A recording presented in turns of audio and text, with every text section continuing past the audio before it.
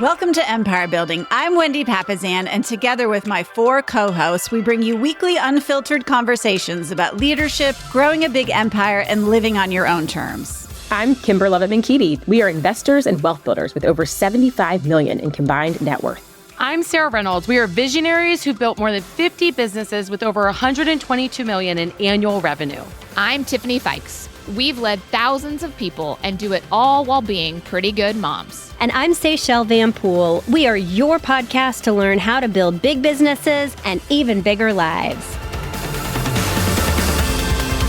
Hi, it's a new week for Empire Building Podcast. It's Tiffany, and I am joined today with Seychelle and Sarah, and I am so excited to be together. Ladies, how are y'all? I love how we're starting the week together, listening and learning and growing our empires. So it's going to be an awesome week this week. You know, and I'm personally really excited because we officially have fall with like changing weather in Texas because we're like 2 months behind everyone else. And so like I actually got to wear long sleeves. Welcome to the fall. So exciting. I know. Well, I'm excited for what we're going to talk about today. So today we're going to be talking about one of the most important topics in leadership and specifically in building an empire. It's understanding the needs of our people. So important. Leadership isn't just about us as leaders, right? None of us get into this because we think that we want to be leaders. We get into leadership because we want to grow other people. And leadership is all about the people that we serve, and it's about helping them. And so the more we focus on the needs and the goals and the dreams of our people, the more we're actually going to get what we want, which is a thriving empire. You know, when I think about the needs of our people as a leader, it always reminds me of what I learned about in management school. So I went to school and studied business at the greatest university in America, Liberty University. And there was this concept called the Maslow's hierarchy of needs that was talked about in many of the classes. Obviously, when you're talking about managing people, there is a hierarchy of needs of actually every human being. So it's not just the people you manage, it's every human on the planet, okay? So the concept was first introduced by a man named Abraham Maslow.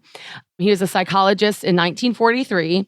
He was the first psychologist that started talking about the whole human versus one part of the human that needs fixing, right? So like, let's talk about the whole human. And that's who we lead. We lead whole humans. We don't lead part humans, right? And so Abraham Maslow is who's first introduced us to this topic. I mean, that's what this podcast is all about, is not just trying to fix one part of who you are or what you do in the world. It's look at the whole. So we're super passionate about the fact that he broke that open for everybody and that you could realize that it really is the health of the whole. It's not the health of the part. Okay, so this theory, which, you know, I love talking about stuff like this, it proposes that each level of human need must be met before you can move on and tackle the next. So that's like a line of dominoes. The third one's not going to get pushed down unless one falls into 2, which falls into 3.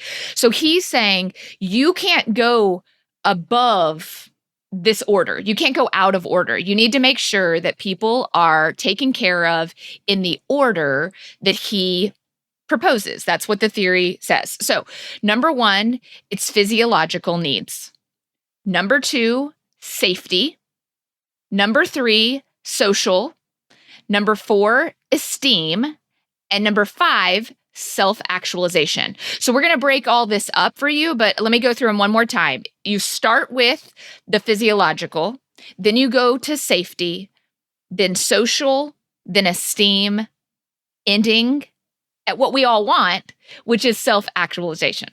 That's right. He uses a triangle. So like the foundation is the first one, and then you must build on the next. And so we're going to dive into each of them and talk them through. And we're going to do our best to get very tactical in terms of our leadership, in terms of how we make sure that we are covering the needs of our people of each of these things, because it's really about leading them to be a key part of your empire and making sure that they feel like their needs are being met. Because we know that when you're leading your people and they're in a position where they are not feeling like their basic needs or the needs of them as a human aren't being met, we know that that will actually really hurt your big business. It also will hurt you getting to that bigger life. And so the first two that Maslow considers what like lower level needs, and really what I like to say is like, these are survival. Like, again, every human, right, has these survival needs and instincts. So this truly is like survival, to Sarah's point. Do you have the water that you need to drink? Do you have the food that you need? Do you have shelter? It's the bare necessities for human survival. I mean, that shouldn't be shocking to any of us, that if you don't have food or water, you're not going to be worried about, are you hitting your goals? You think of somebody lost in the woods. They're not like, I wonder if I could make myself a better shelter. They're like, I've got one thing that I need and it's water. How do I find it? Yeah, I mean, this makes me think of 2 weeks ago, we filled a truck for the hurricane victims of Western North Carolina. And we were filling the truck, and my partner in the Carolinas called me and he was like, "You're not coming, right?" And I said, "Why?" He goes, "We were giving out generators and we got attacked." And he said, "It was really scary. You can't come here." Oh my gosh. He said, "People are in despair. They are fearful. They are acting out of character. They don't know what happened to their house. They have no water. Okay, many of them have no shelter." And you're seeing humanity live out this need right now of how important it is. And so if you don't have that first, again, as Tiffany said, it doesn't matter about the other things, but our people need to make sure that they know where they're living and have a roof over their head, and that they know how to feed themselves and have water. And when that's not being met, that's why we've seen a lot of leaders step up in the Carolinas that are now becoming distribution centers for water. They're forgetting their current business and working on the basic need of humans in their community. And that's because they have to. Yeah. They can't move on to the other things because that has to be met first. I also think about this in terms of the first thing that comes to my mind is like schools, where you're like, you can't expect a kid to learn anything if they're hungry, and all those, programs that like ensure that kids have food to eat. And it took us a long time as a society to recognize that like kids need to eat if they're going to learn. So, I mean, a lot of us, we're not every day dealing with people who don't in our organization have food or water. So what does that look like in our organizations? Like as leaders, how can we look at the physiological needs of the people in our workplace? I think how it has shown up for me in leadership is when I know that someone is selling their house or purchasing a house or their lease is up, and you actually start seeing difference in how they show up at work because they themselves are trying to navigate home. For me, I just give more grace during those times and some time off to like focus on it, to make sure that they have that roof over their head and they're navigating that. They have the ability to get it, right? The financial wherewithal to get it. But as a leader, are you giving your people time to make sure that they can get that covered when they're going through a transitional period? I completely agree with that, Sarah. And, I think about other times that this shows up: health emergencies, divorce, right? When like the relationship status of their situation, like a death, a birth, a divorce, like we've team member right now in the middle of like a 6-month-old, that's a huge physiological change that's happening where they're physically having to keep another human alive. I know it doesn't necessarily mean their food, water, and like, clothing aren't there, but they're literally having to do that for someone else. And so the word that we use a lot in our leadership team is like, there's a season sometimes that people go through. And what I love for us to say, it's always the standard every single time for every single person without fail. Sure, I think as leaders, we all would love to pretend that that's the case. But you know what? Humans have the brain power that we do and the emotional connectivity for a reason. And when there are physiological things that are impacting somebody's physical home or income or relationship or like ability to provide for themselves in that level, it's a game changer. And I think about, we had a team member that, was in ICU for 31 days with COVID a couple of years ago. And he had to, have an oxygen tank for a long time, then build his way back up. And we've been lucky to be in business together the whole time. His season has taken a different path than somebody that is physically just ready to rock and roll. And so I think when we look at physical health, to me, that's a big component of this too, is how can we support them both, financially and in big moves, but also in those health changes or in those relationship changes too. Well, and I think you can also think about this like, what's the physiological pieces of their job? Like if you think of their job as the human, what do they need to survive? The human needs food and water. What does the best agent need equipment wise? What do they need to be provided? Like what does the best operation person need? I don't know if 2 screens is equal to water exactly, but like what are those parts of their job, the equipment, the supplies, the workspace? Like what are those things that are the physiological needs of their role? For sure. I mean, I think about some of the conflict that we've had at Empower Home, and many of which leads back to, like, I remember one time one of our executive assistants decided to change up where people were sitting, and they moved things from one office to the other, and the person comes in and their office and desk was no longer set up the way that it was, and someone else was in it. And I mean, that rocked that person's world. I mean, that was their home when they were at work. Yeah. And it got changed without talking to them. And then they were not doing a good job that day in their job because they couldn't. They were distracted from like, what happened and why am I in a different place? And you think like that's common sense. Why would anyone do that? But people are creatures of habit. And so if they're used to their space at work, that is their home when they're at work. And so be careful about making changes, involve them, and making sure that they have the things that they physically need to do their job. I love that. Well, and that really to me rolls into number 2 on like our basic level, right? Like, so level 1 is physiological, right? Water, food, shelter, bare necessities, human survival. And that's survival whether it's at work or at home. Level 2 is safety. And this goes into a couple different pieces that play off of what Sarah was just saying. It's personal security. It's, do I have the resources? Do I have a source of income to provide for myself or my family? Do I have structure and do I have order? And when I think about that from like an organizational standpoint, the word that I love is the word assurance, right? Do I have certainty or assurance that like when I show up to my office, I know it's going to be the way it is? Or it's going to be in the same place. Like when I show up to work, my desk is there. Yeah, my desk, my notepad, my computer, my printer. Do I have those things and assurance for that? Do I have assurance that I'm going to have a job as long as I do my role well? We've all seen large companies, and several of us have had to go through layoffs as well, where you go through layoffs and you watch all of that eggshell, tiptoeing, nervousness that happens around those. And it's so important, right? We go through up and down times as businesses. How you show up as a leader with those times is really important.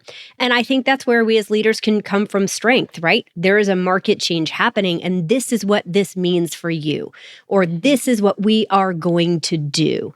And, I can say all 3 of us, I think, really work hard in our organizations to navigate change and to cast the vision from the front when there are big changes in whether it's our market, the economy, in the business, to lead from the front and create assurance that people understand what their role is, how they fit in, and what that means for them as far as a safety and security standpoint goes. Well, and I know for me, as the leader or as a person who became a leader, what made me feel unsafe is different than what makes other people feel unsafe. And until I realized that, because I could talk about uncertainty. And it wouldn't freak you out? No. Like, because I believe, okay, we can figure this out. Like, I had that, like, we can do it. We can figure it out. And so I learned when I was the leader and I started talking about the uncertainty, I thought that was going to be motivating because it was motivating to me.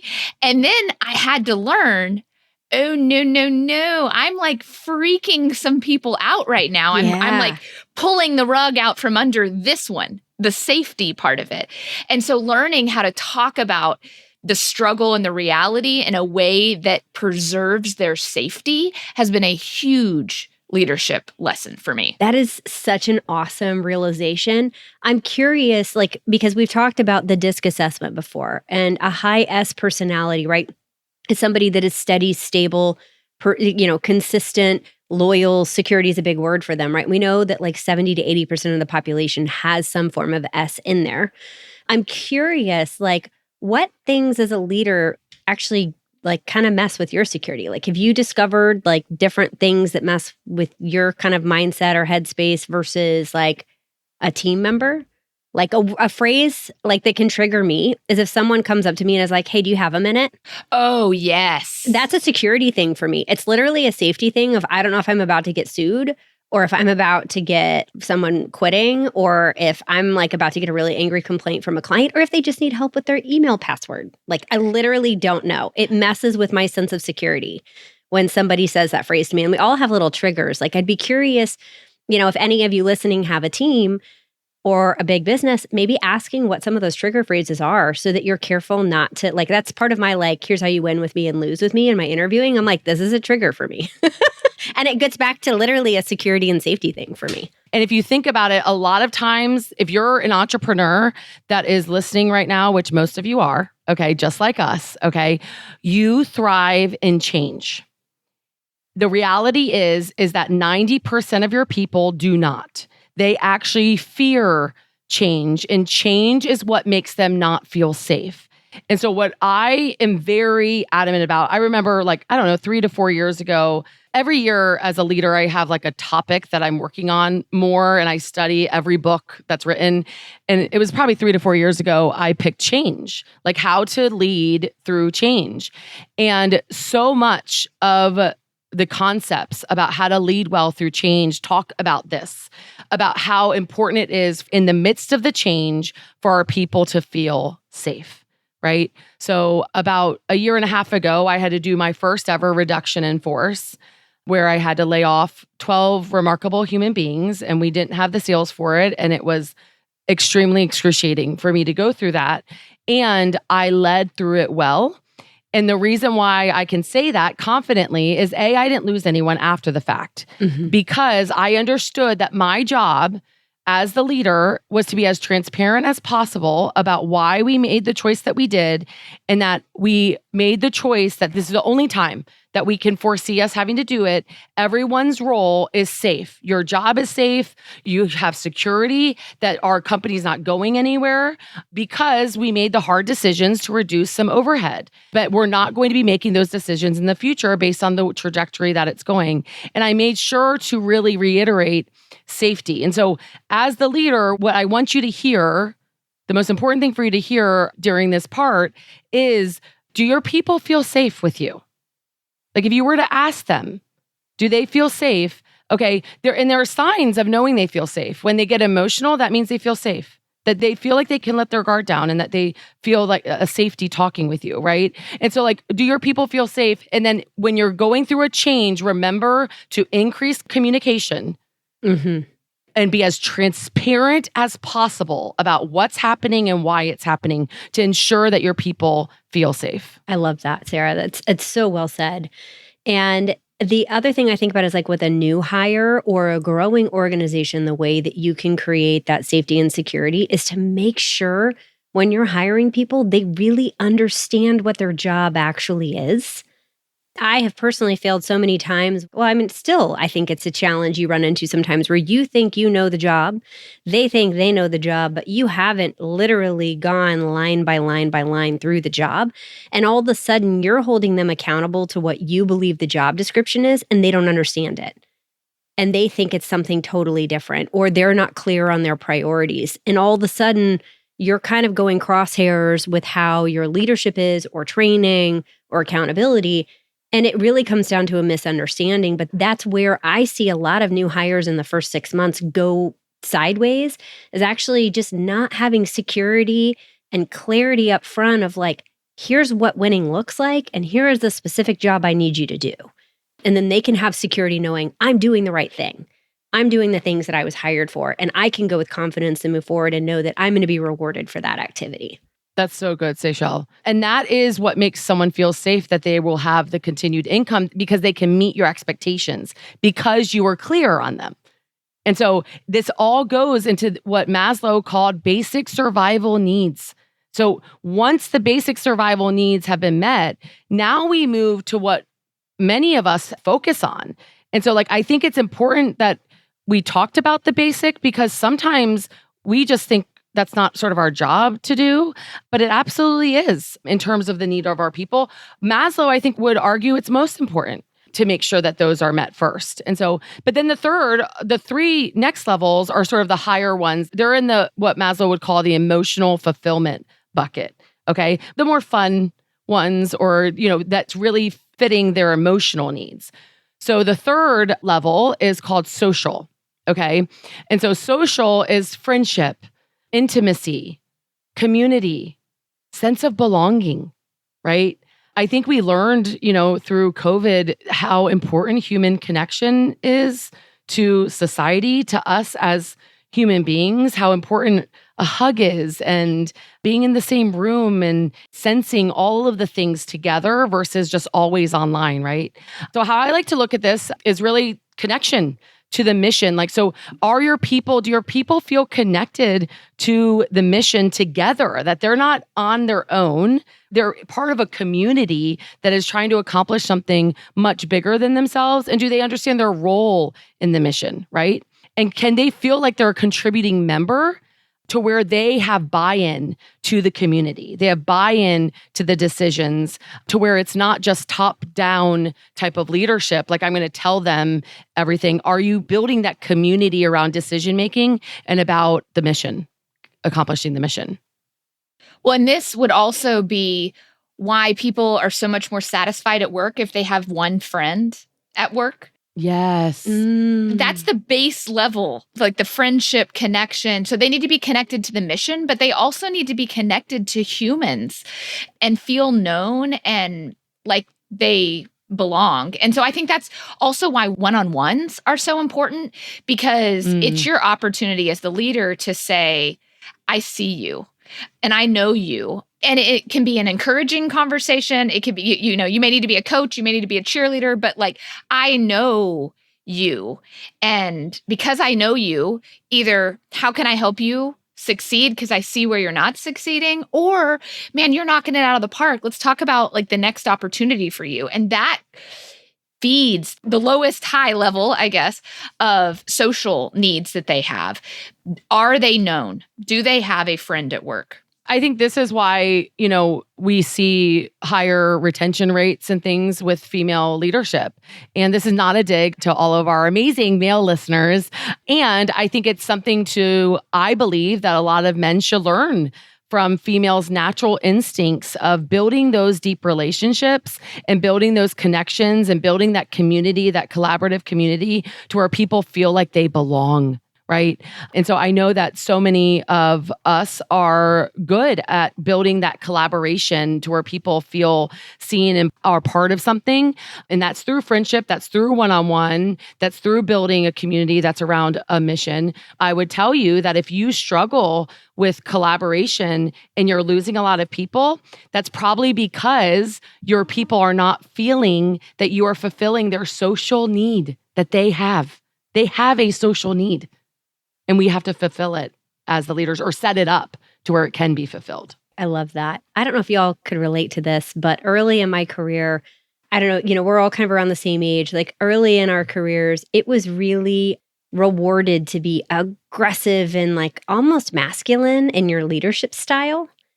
And I found actually as I got into my early to mid 30s, I actually had to reconnect with my feminine leadership style of more collaboration, of more community building, of more mission connection, of more like, I'm going to call it like gathering, right? Like wrapping your arms around a culture. And it was really interesting, almost having to reconnect with that skill set again as a female in learning that. So if you're listening to this and going, wow, it's, not something I've focused on in my business, it's absolutely a skill set you can develop and nurture or reconnect with to kind of pull back into your organization. Yeah. And I think as you say that, Seychelle, I think we need to remind our listeners about what Maslow said, which is like, you can't move on to the next one. Right. Until you get this one down. Like, I think so many times we think that they're the problem, but no, as a leader, you need to make sure that you are building an environment where their social need is met. And you cannot expect growth in them. Yeah. You can't expect the next domino to hit unless this is being met first. And so I think it's really, really important before we move on to level 4, and Tiffany's going to open that up for us, but like that we remind you that this comes first. The social comes first. Yeah, for sure. So once you've hit the social needs, then you can go to the next one. And I actually think this is one that as leaders, we try to go immediately to. So this level is esteem. So that is their feeling of dignity. They feel respected. Like their achievements, recognition, their purpose. It's a greater sense of themselves is this esteem level. So to Sarah's point, until the social need is met, you cannot impact them at the esteem level. You can give all the awards you want. You can talk to them about how respected they are and all their achievements, but they don't hear it or they don't feel it unless that social is met. So let's dig into esteem. Okay, so this need is their sense of self. But in particular, it's their sense of self in relation to others. So maybe it means, what do people think of me? But mostly it means, what do I think people think of me? So esteem is, what do I think people think of me? Because the reality is, I can think you're awesome, Seychelle, but if you catch me on a bad day and I'm looking mean and walking by you because I'm in the way to do something that I need to do, you probably aren't going to feel like I think you're awesome in that moment in time. And so how I feel about you doesn't matter. It's how you think I feel about you that really touches them. That's a really good note. I think that's a pin that all of us should just make sure. Sometimes you don't even realize what your face is saying when you go somewhere. So like, be aware. Yeah, so true. Of how we make people feel, even when we're not meaning to. It's a really good reminder. It was a huge leadership lesson that I had to do or had to learn because, and I try to handle it now that I understand it in expectations. But, like I had an employee who left and she was like, every day you walked by me and did not say hi to me. And I was like, I was going somewhere and you were working and why, these were the excuses in my mind. But the reality was she didn't feel esteemed because I did not acknowledge her. The very first thing that she needed from me was esteem. That was not what I needed, but as the leader, I needed to touch on that for her. That's so good, Tiffany. Oh my goodness. It reminds me of something that Maslow wrote, actually. He said, satisfaction of the self-esteem need leads to feelings of self-confidence, worth, strength, capability, and adequacy of being useful and necessary in the world.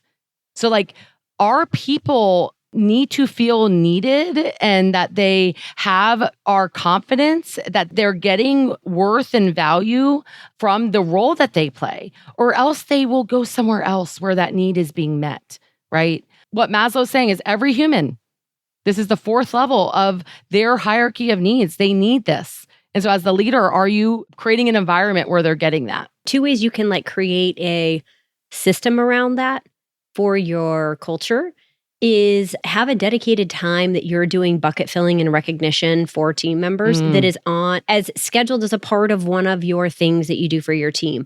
So we do it when we do our monthly awards. One of the things we bring up is all of our core values and everyone's shouting out somebody else that's done that. And then we also do it a couple times a week when we have our one thing we talk about and are thankful, something we're thankful for.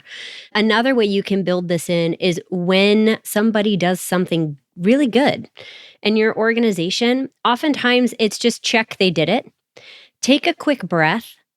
Schedule an email to go out the next day. Schedule a shout out in Slack. Like many of us have shout outs in our Slack channels or something like that you can call out someone. But start generating a habit or have an alarm on your phone that reminds you to give a shout out a couple times a week to somebody doing something unique or exceptional in your organization. Because so often as leaders, we're have a goal, on to the next, have a goal, on to the next. And we forget to breathe, pause, appreciate, slow down and thank and esteem and recognize our people. And it means the world to them. So it's really important we slow down enough to make sure we're doing that. As I've grown and, now over 300 human beings, this does become harder. Like when I was smaller, it was very natural of me to make sure that I'm recognizing and not just recognizing them, but seeing their contribution to what they do. And so now, I always pretend that every team member has on their forehead, do you see me? Like, do you see me? And it helps me think like, what are all the things I see in that person or that I see in the job that they do, even when I don't know them, right? It's as simple as like, maybe they're being led by someone 3 levels, like I hate to use the word lower. Away. Yeah, away from me, right? But I notice that they smile every time someone walks by. Like, hey, I just noticed like you always make people feel really good when they walk by. Like your smile is amazing. Like, do you see them? Do you see them? And making sure that we're recognizing what they contribute every day to the organization. And to Say's point, if this doesn't come naturally to you, like me, number 1, you got to create a habit. Number 2, you've got to recognize that it's something you need to do. And then how can you systemize it or how can you make sure you're doing it? So I have something in my calendar literally twice a day that dings me and says, say something nice to someone. Like that's what it says. It's embarrassing, but I can find it. Like I can find the thing that I would say to somebody if I would slow down long enough to do it. And so like set an alarm in your phone, set it on your calendar, and make sure you're saying out loud the things that you're thinking about your people in your mind because they don't know it. And you will not be hitting this need that they have unless you're showing reverence and recognizing who they are and what they're contributing to your clients, to the organization, to themselves, to their family. It can be in anything, but just make sure that you as the leader are making sure you're speaking to them the way that they want to be spoken to, not how you would want to be spoken to. Amen to that. I love it. Well, and then, once we are seeing and recognizing our people, we can move to the 5th stage, which is self-actualization. And self-actualization shows up as creation or creativity. It shows up as beauty and unity and aesthetics and exploration, right? And all of these really like fun, magical, creative words. And, Maslow said, a musician must make music, an artist must paint, a poet must write if he is to ultimately be happy. What a man can be, he must be. And this is what we may call self-actualization.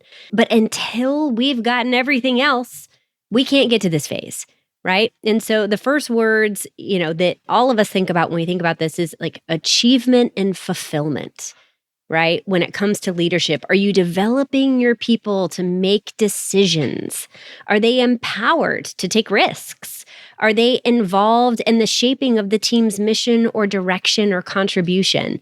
And yes, they do have to nail the job as we go back down the pyramid, right? They have to feel secure.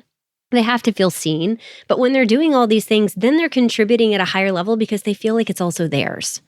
And so they are then in full ownership of their role and of the organization and moving towards that creativity and building unity. Like I think about one of our ops directors, we call her the mama bear of the team. And she's phenomenal in ops. We're there on all the other 4 things.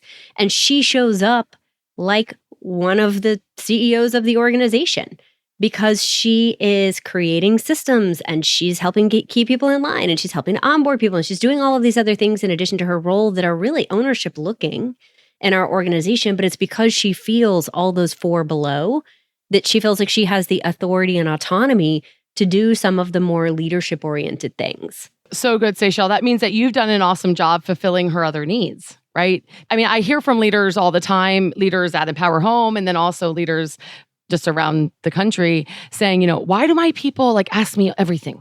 Like, why don't they problem solve? Why do I have to solve all of the things? And the question I ask back is they must not have the other needs being met, because once they have those needs being met, they then get to this point of more ownership, like Seychelles described, right? And so one of my favorite podcasts that we've recorded that I got to be part of, Tiffany wrote it, which was on the levels of communication. I can't remember what the title ended up being. We'll put it in the show notes. But I would say that that also sort of walks you through how to teach your people to get to the point of owning decision-making and making decisions. And I would combine these two episodes. Because I think that if you're struggling with getting your people to do that, then you probably need to go back and say, okay, do they feel esteemed? Am I meeting that need? Or is the organization meeting that need? Do they have social engagement, right? And friendships at work? But you can't get here until you get the other ones down. And so many times we want to complain about our people as leaders, but it's time, guys, to look in the mirror and say, okay, what do I need to work on to make sure that they're getting those needs fulfilled?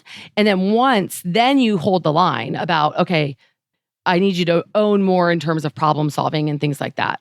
And so it's so critical to get them to a point where they feel empowered to take risks and do the things that they need to do. So it's something that we want to be there on, like right away. And you hear people say all the time, are you happy at work? Are you fulfilled in work? Are you doing your passion? Well, none of those can happen if you're not doing the other four. Like if you're not doing the other four levels, none of that can happen. And I think when people go through, like we often see when people go through crisis, you'll also see career changes happen at that same time. And I sometimes wonder, like, if we could have helped them feel supported or empowered or seen or safe in those other areas, we might not have actually had that big career change happen with that person. If we could have kept stability in the other, like a couple of the other areas. But so often when big change happens, everything feels like it's on the table at once and they feel like they need to shake it all up. And I think about as a leader, like how can you create a sense of safety so that they have the safety net to go through the other changes and the other chaos, and you're earning the right to then be in business with them for multiple seasons. And a lot of us have had people of a long time. Like that's that earned right to get to go through seasons even when it gets funky and shifty. When you have to go back through it. Shifty. Is that a word? Getting shifty. Well, and one of the things that I love in this quote is what a man can be, he must be. And this is this like, it's not just that they stay with us. We've helped people get to self-actualization and find their next opportunity outside of our organization because they just so fully became who they were. It became very clear as the leader that they needed to do more of that. And we didn't have that opportunity here. And so how can I help them? And you don't see it at first. You don't see this thing that they are so good at. And it's not always art and it's not always music. It can be event planning, it can be coaching human beings. It's this person coming alive in your organization, which to me is so energizing. And I want people to be who they were created to be at the core of who they are. And I want them to do more of that. And if they can do it here, great. And I'm going to find the right seat on the bus.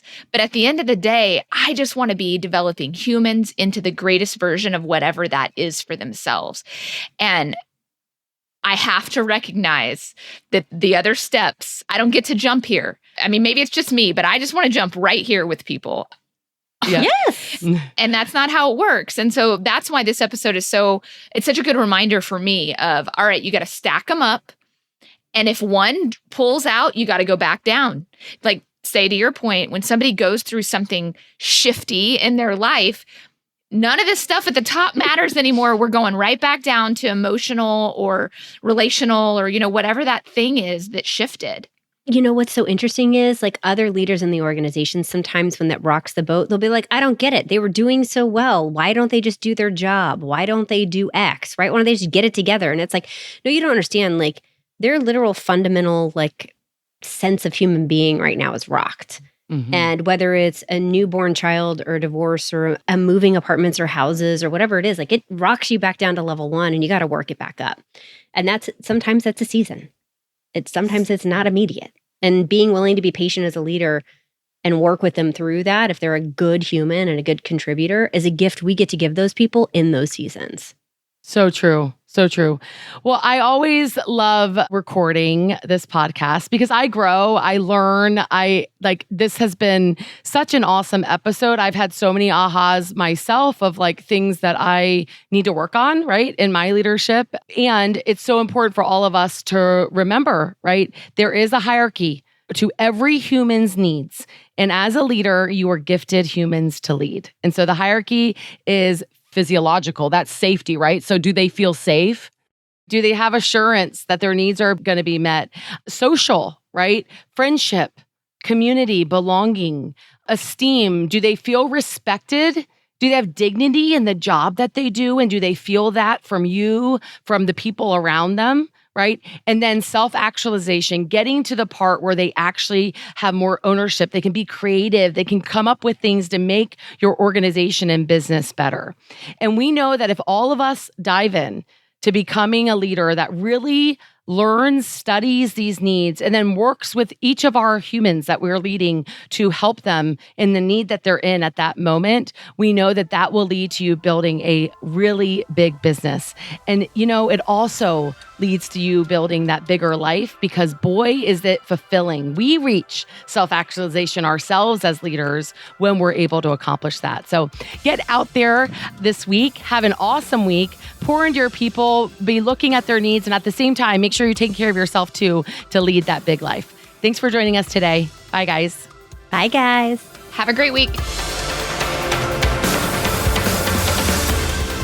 This podcast is for general informational purposes only.